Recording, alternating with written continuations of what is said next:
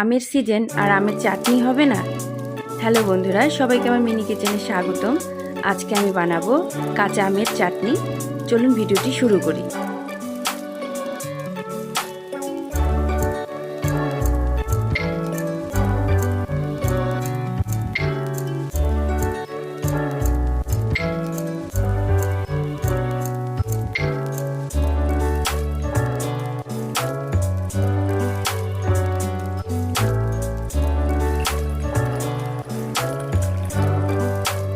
এখানে আমি একটি আম নিয়েছি, আমটা সিদ্ধ করে নেব।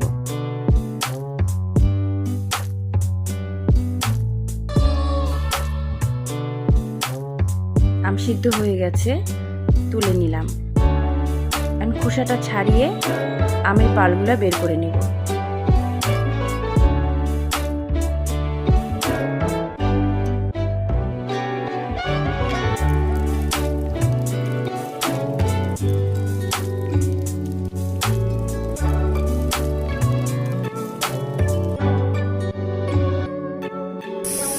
হাঁড়ি বসিয়ে দিলাম, সামান্য তেল দিয়ে দিলাম, সরিষা সম্বার দিলাম, তেজপাতা শুকনা মরিচ দিলাম,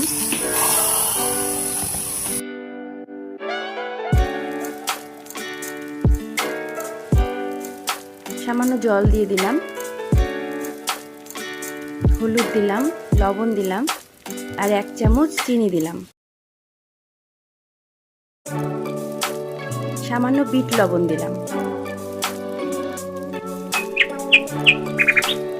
আমের চাটনি আমি ভালো করে ফুটিয়ে নিয়েছি। এভাবে আমের চাটনি রান্না করে খেয়ে দেখবেন, খেতে অনেক ভালো লাগে।